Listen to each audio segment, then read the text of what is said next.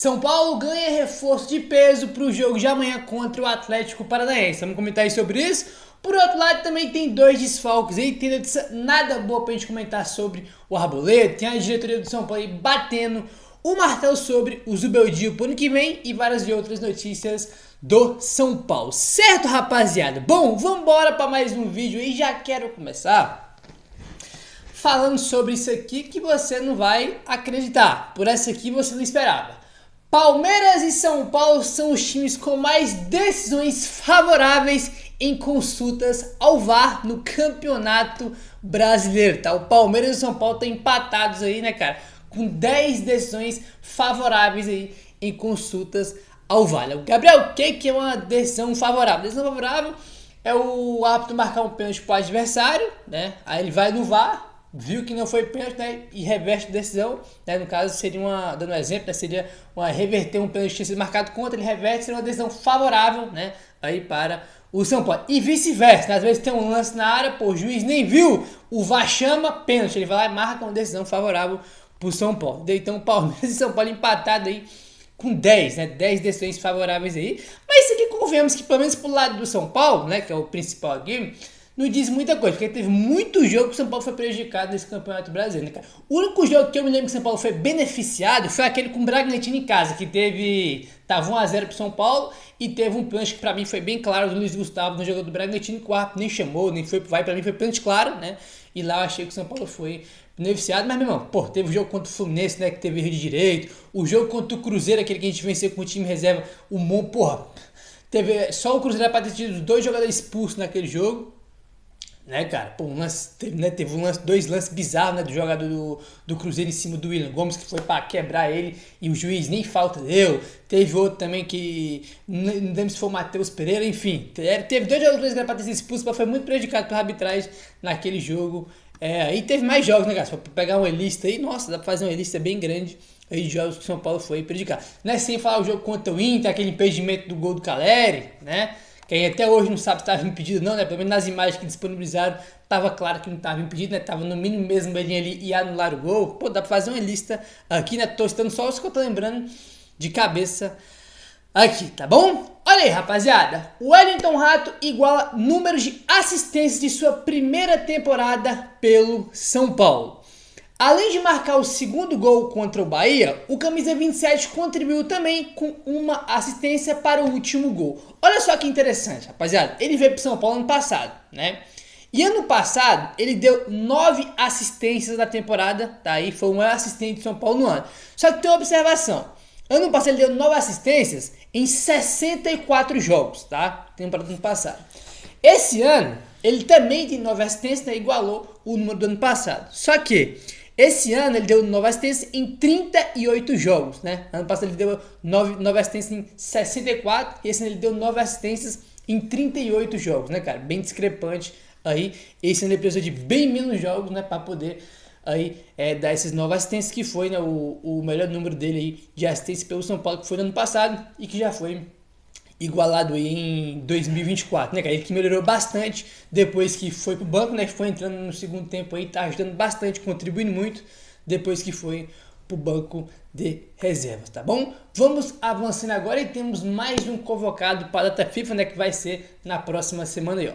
Bobadilha foi convocado pela seleção paraguaia para os jogos contra a Argentina no dia 14 e Bolívia no dia 19. Tá? Se eu não tô maluco, eu vou até confirmar aqui. Eu acho que os jogadores do São Paulo que foram convocados, esse já é o terceiro, eles não jogam contra o Bragantino, se eu não estou enganado. Porque lembrando que essa data FIFA que vai ter agora, que é a última do ano, ainda bem, né?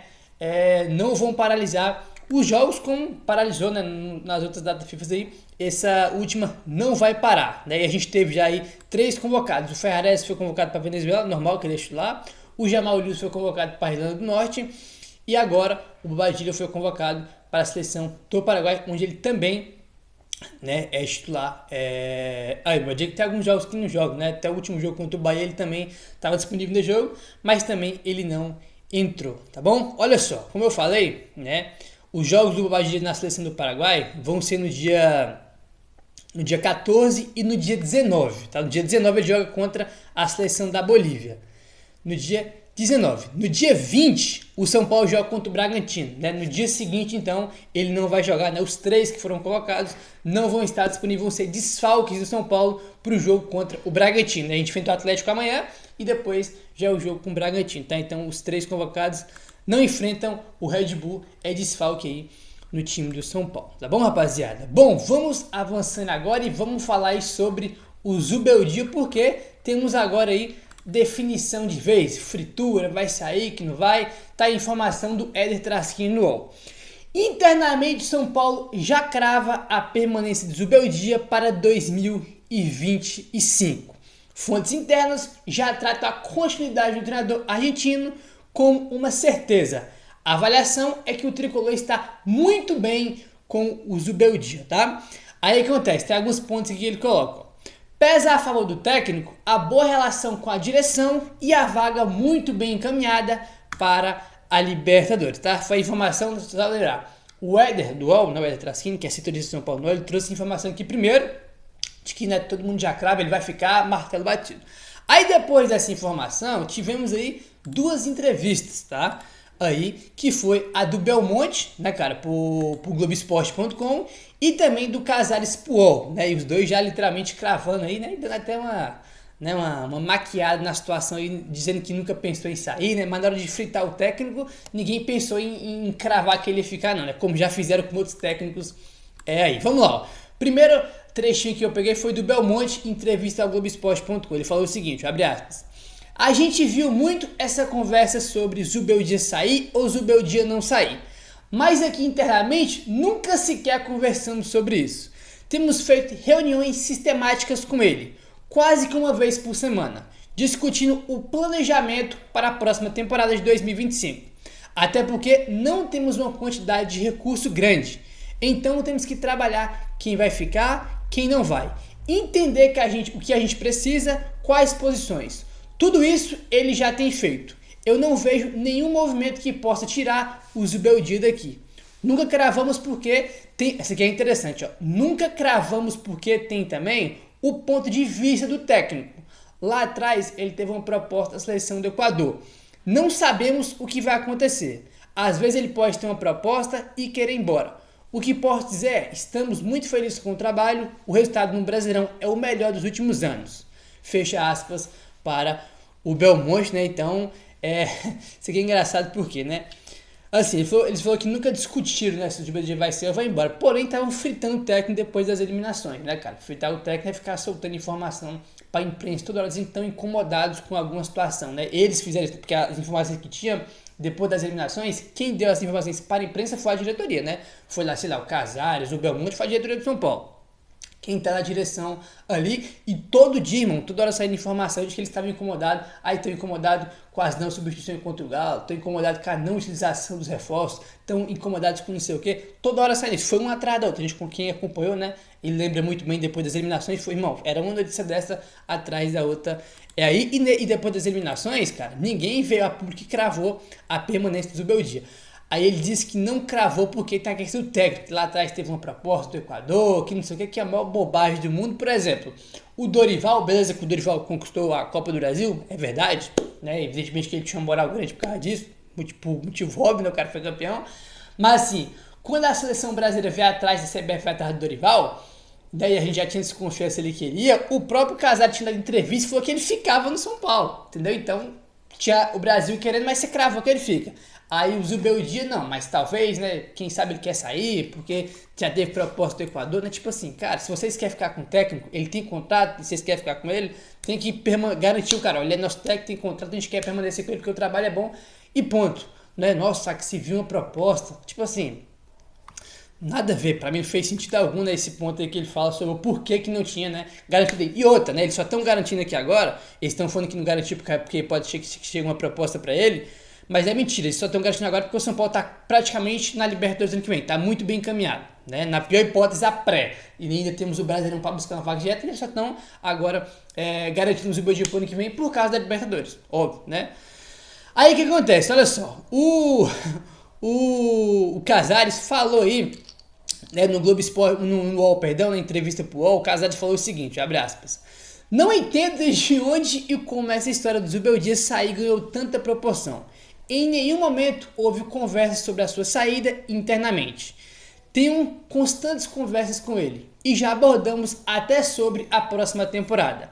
O apoio para a comissão técnica é grande e vamos trabalhar para terminar o Brasileirão mais à frente possível. Fecha aspas. Curioso, né, que os dois, né, o Casares e o Belmonte, dando entrevista aí no mesmo tempo, dando praticamente a mesma declaração, né, dizendo que nunca houve isso, que já estamos pensando em 2025. A mesma declaração do Belmonte fala do Casares, né, tudo muito bem orquestrado. Aí, né, a gente conhece muito bem a direção do São Paulo, né, a gente conhece muito bem aí já, mas só me pega aí, só agora que eles foram aí garantir o Zubeldia para 2025, tá bom? Enfim. Aí o que acontece? Comentamos com vocês no vídeo de, acho que foi ontem, né, que a CBF propôs aí, né, para os clubes e também para as federações, mudanças no calendário para 2025, até porque ano que vem tem Super Mundial, né, tem time brasileiro que vai jogar e deve ter a paralisação do Brasileirão. Olha só, o mandatário do São Paulo também falou sobre a possibilidade de antecipação no início do Paulistão e se posicionou contra. Lembrando que tem várias mudanças, né, nesse calendário aí. Uma delas é a antecipação do Paulistão, né? O Paulistão começaria, né, se eu não me engano, uma semana ou duas, né, de antecipação do que a gente já está acostumado no calendário atual. Sobre o tema, o Casares foi contra, abre aspas aí para ele. Já temos uma viagem marcada para os Estados Unidos e entendemos que o São Paulo não pode ser prejudicado por uma mudança brusca no calendário a menos de um mês do fim do Brasileirão desse ano, fecha aspas. Tá lembrando que quem deu essa informação do calendário foi o UOL, e o UOL também trouxe outro ponto. Quase todos os clubes da Série A aprovaram as mudanças do calendário, né? E que só falta o ok das federações, entendeu? E o Casares nessa entrevista pro UOL disse que foi contra. Até porque é verdade, né, pô? Tu tem uma viagem já planejada para fazer a pré-temporada nos Estados Unidos, aí os caras vão antecipar o Paulistão, aí seria prejudicial pro São Paulo, né? Porque, pô, evidentemente que os clubes já estão pensando no ano que vem.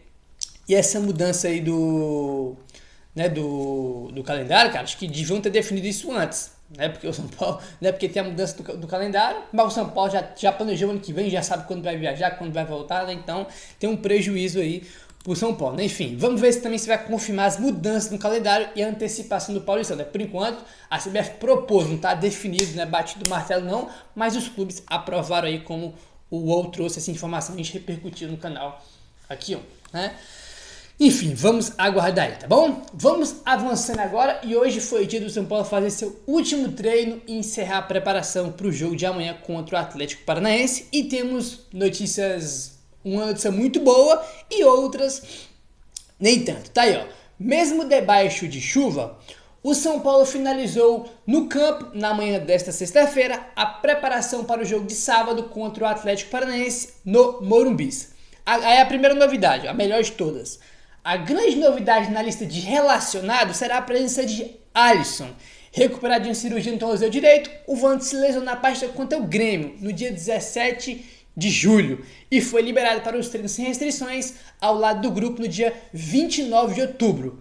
Ele começa a partida de amanhã no banco de reserva, então como a gente já viu comendo já que há muito tempo que ele deve voltar contra o Atlético, tá aí confirmado, inclusive, tá, o São Paulo já anunciou de forma oficial, né? O São Paulo fez um post lá dizendo que ele estava relacionado para o jogo de amanhã e vai começar aí no banco de reserva, então o que era previsto, né, dele voltar a jogar contra o Atlético, ou melhor, dele ser relacionado, né, contra o Atlético, foi confirmado. Se ele vai jogar, eu acho até que ele não vai jogar, tá, para ser sincero, eu acho que ele nem vai entrar em campo, vai ser mais, pô, o Alisson voltou, tá treinando sem restrição, vai ficar lá no banco de reserva. Eu acho que nem ele vai entrar, mas eu acho que só dele voltar, né, por estar treinando com um grupo sem restrição, dele pro banco de reserva já é um baita de avanço, já que a gente já tinha previsão dele voltar no ano que vem aí. Michel Araújo, que iniciou nesta semana a transição física após se recuperar de uma lesão no ligamento colateral medial do joelho esquerdo, deu sequência ao cronograma individualizado, assim como Pablo Maia, que segue sob o cuidado dos fisioterapeutas em recuperação de cirurgia na coxa esquerda, tá? Então, tanto o Michel Araújo aí, tanto o Pablo Maia seguem fazendo seus trabalhos, né? E seguindo seus cronogramas individuais de fisioterapia, tá? O Pablo Maia e o Michel Araújo, tá bom? Aí, o que acontece, rapaziada? Temos aqui, né? Temos notícias boas aí sobre o Alisson, que vai voltar aí amanhã. Não temos notícias boas sobre o nosso querido Arboleda, tá bom? O GE tinha saltado aqui, ó. O zagueiro Arboleda, com trauma na perna direita, e o lateral esquerdo Wellington, com edema na coxa esquerda, não participaram do treino no campo desta sexta-feira e seguiram dando sequência aos seus tratamentos. Então, o Arboleda e o Wellington não treinaram, tá? Não treinaram, e logo depois a gente teve a atualização, né, do Eduardo Afonso, trouxe a seguinte informação. Arboleda e Wellington seguem tratamento de recuperação de suas respectivas lesões e estão fora do jogo deste sábado contra o Atlético Paranaense. Tá? Então, se a gente tem a volta do Alisson, não temos aí o Arboleda e também o Wellington. O Wellington já tinha ficado de fora contra o Bahia, né? O Jamal Lewis que foi titular nessa partida. Aí, Jamal Lewis deve começar, a não ser que o Zubadir faça uma surpresa, bote o Lisieiro, improvise alguém, mas acho que ele vai dar sequência mesmo aí pro Jamal Lewis, né? Mais uma oportunidade para ele. E o Arboleda que foi banco contra o Bahia, né? Começou Sabino e Alan Franco. A Arboleda entrou no segundo tempo, jogou muito bem, entrando na partida. E teve aí, né, cara, essa... Como é que é a lesão que ele teve? Não é lesão, na verdade foi uma pancada, né? Ele tem um trauma na perna direita, né? Ele não tem, então ele tem um trauma na perna direita. E não joga amanhã contra o Atlético, um desfalque importante aí, evidentemente, né, porque apesar do Arboleda ter sido banco, ter começado no banco, né, contra o Atlético, contra o Bahia, evidentemente que ele é um jogador fundamental para o São Paulo, muito importante, e tá de fora do jogo de amanhã. Né? Enfim, meu parceiro, é isso, ó. Já comentei com vocês no primeiro vídeo sobre o canal 2, tá? Vou deixar o link na descrição, se inscreve lá, que eu vou tentar soltar vídeo para vocês hoje ainda, lá no segundo canal, dá uma moralzinha, se inscreve lá, belezinha? É isso, meu parceiro. Se inscreve também nesse canal, deixa o like, valeu, tamo junto e saudações tricolores.